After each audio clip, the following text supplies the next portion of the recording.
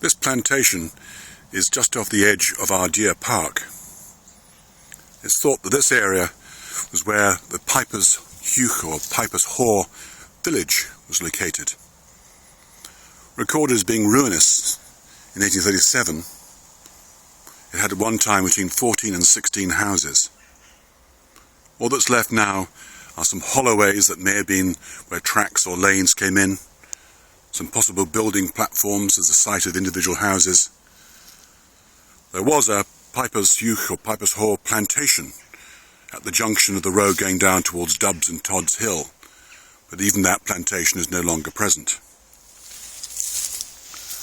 One claim to fame of this village is this is where trumps were made. Trumps, also known as Jews' harps. Well, that in itself is a corruption of Jaw's harp, indicating the way that it was played.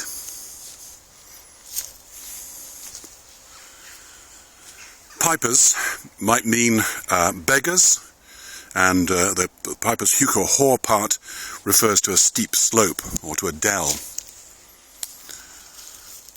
Nearby here, running through this woodland, was the Piperheugh Gore, which is a stone dike that cut off one part of the coalfields from another and prevented the ingress of water. On the other side was the Capon-Craig Gore, which was an even more substantial barrier to water ingress. So the mines in this area between here and Stevenston were very dry. In fact, there was even a marker stone above the Capon-Craig at Sandilands stating that this was the position to make sure that no mining took place to break through that barrier and allow water to flood the mines.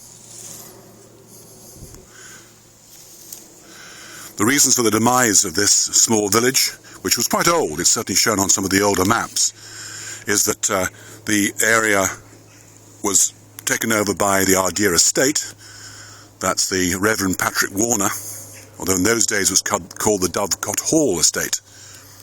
And the house was on the hill rather than the Ardeer Wreck house, which was near the bowling green. So the Reverend Warner may not have liked to have this village nearby, because it suggested that the inhabitants here perhaps were travelling folk or gypsies.